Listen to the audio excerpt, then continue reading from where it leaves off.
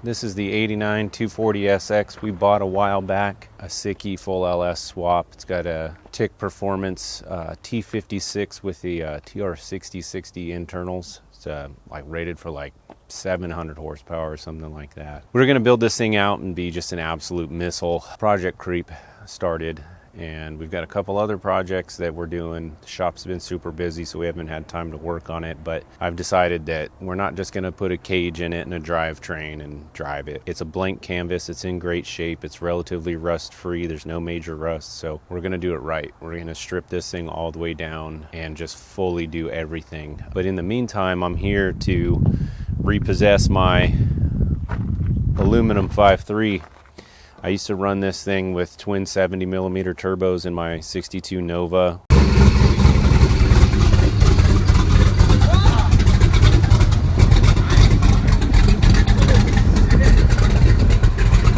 With that Tremec transmission, it was an absolute blast.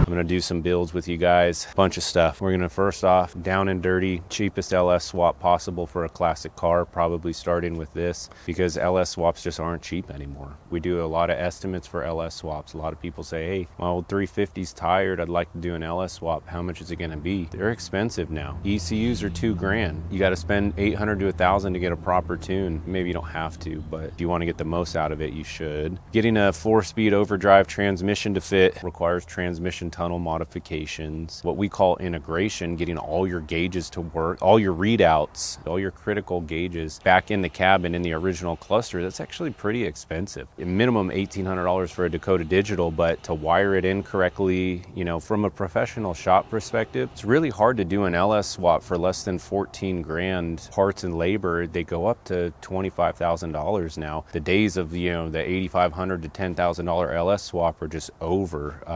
You know, rent is too expensive, overhead is so high for any professional shop, insurance is through the roof, so labor rates follow, right? Texas in general is $150 to $250 an hour labor rates, depending on the type of work that's being done. We want to come up with a nice recipe. It's going to involve a carbureted LS. Why? Significantly cheaper. You can bolt it right up to a turbo 350 with a $30 adapter. We're going to make this thing freaking rip. It's going to be a 3-phase project. We're going to start with down and dirty, cheap LS, and then we're going to get into some machine work, maybe getting a 6-liter, and then we're going to shoot for over 8,000 RPMs on a solid lifter carbureted LS with some surprises in there for you guys. It's going to be freaking badass. I promise you that. It's going to be sick. Part of this is also just getting people away from the fear of carburetors. I promise you, if you can't learn a carburetor, you probably can't learn EFI. Carburetors are very simple. They just take a little bit of knowledge, a little bit of time to learn. But if you get into troubleshooting EFIs and tunes and electrical systems, far more advanced in my opinion. Carburetors, way more simple. Your wiring doesn't have to be so perfect like it does when it's a, you know, an EFI system. So I think this is the answer to a lot of people's problems. It's not getting rid of the carburetor, it's understanding how the carburetor works and making some minor seasonal adjustments. And we're gonna do it with this guy. This little snot rocket out of the way.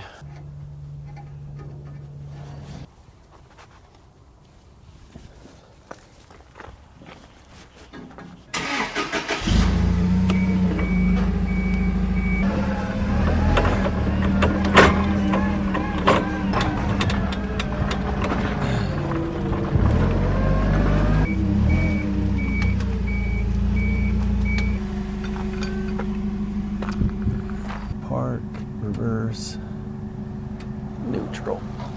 How do I get in here?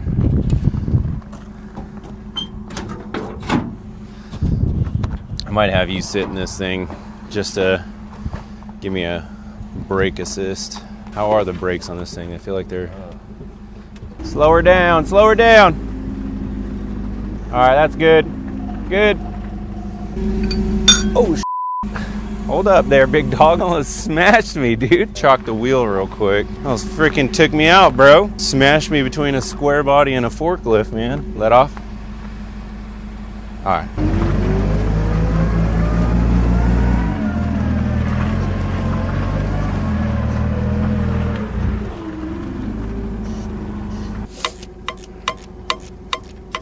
I'm gonna pull everything. The trans is just held in by a ratchet strap right now.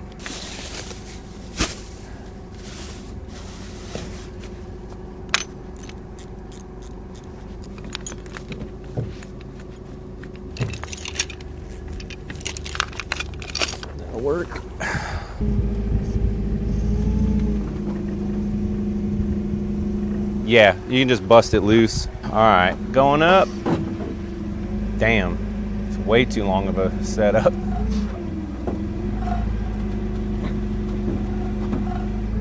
Oh, the wheels are coming off the ground. How the motor mount's looking? It's still on there. Is it? Yeah. It's still in that cradle. Yeah. All right, let's try that.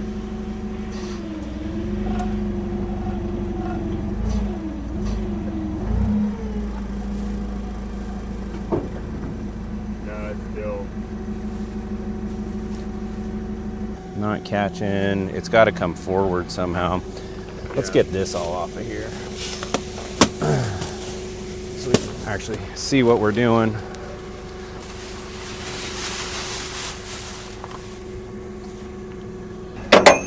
Okay. We may have to just pop the motor mounts off at the engine.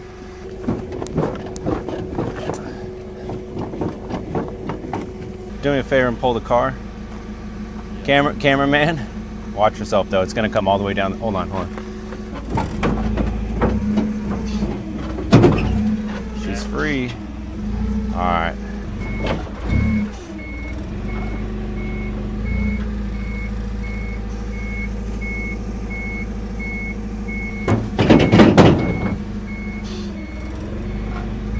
See, the ticket with that thing is we welded the nut on the other side. You can put an impact on it. Yeah. Because the handle kept breaking. That was like the second or third one. The handle breaks when you get, you know, a heavy engine on it.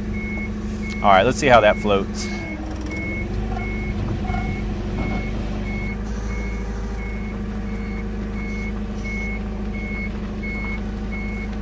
That'll work.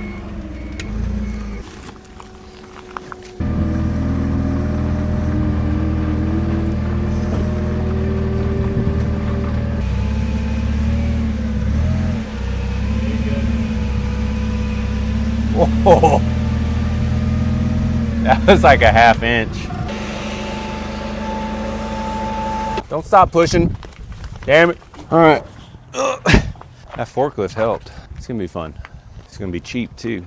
Got less than $1,000 in parts left. Having that thing running on a stand, no time. Intake and MSD box, that's all we need. I think it'll be running. We got carbs. Oh, with the freaking extendo clip battery. Get my head on straight. Don't let that trans drop on your toes, boys.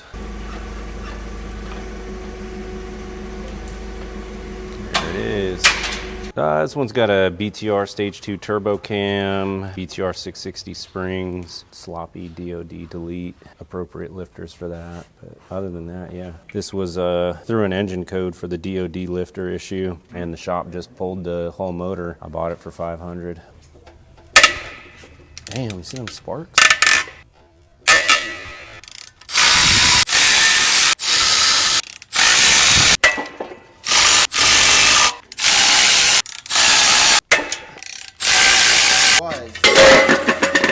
Damn.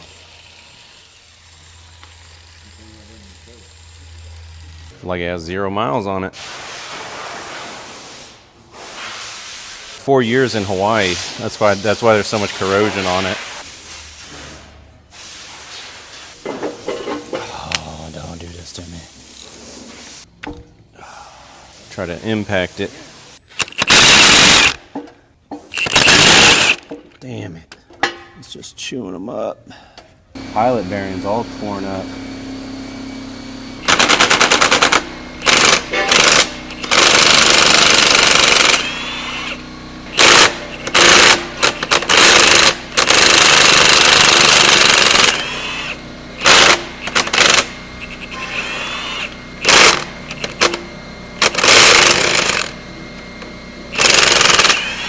Takes a little finesse. Phil's middle name is Finesse.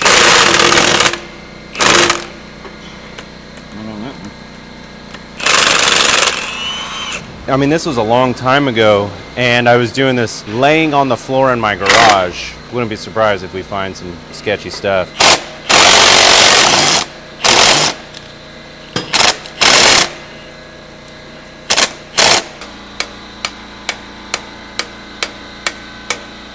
was peak sloppy mechanics era. And I had 6 months to get this car from a roller to driving so I could get married and drive off in it. Ready?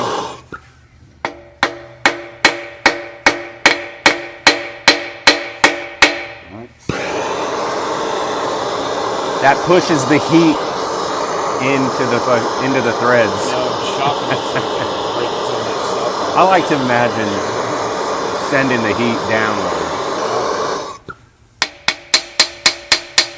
When I built this, I did it all out of the car and lowered it in, and I didn't change that rear cover back here.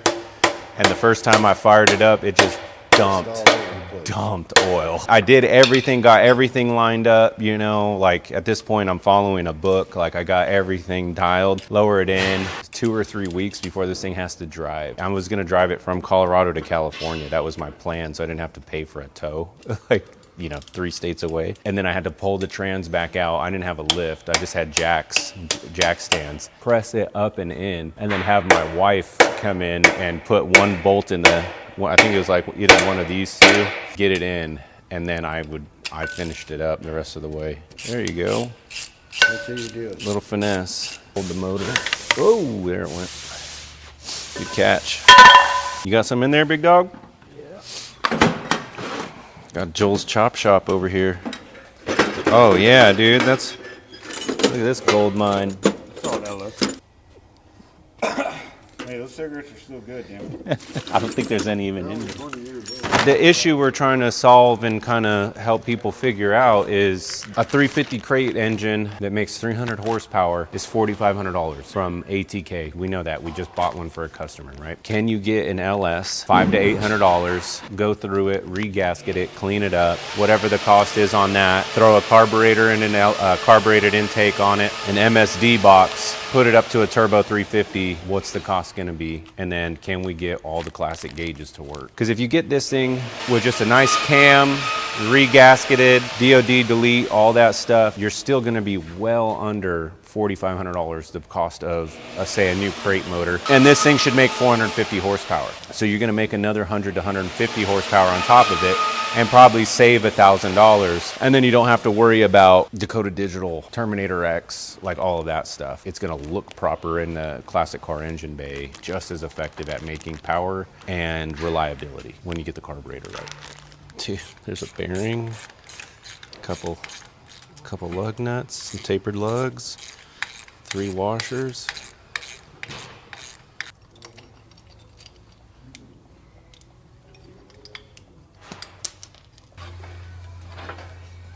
All right, coming down.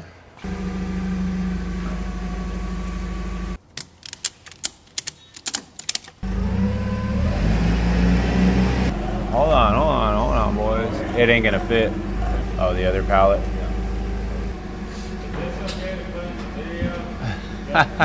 You think OSHA's watching? All right, coming down, boys. Watch yourself.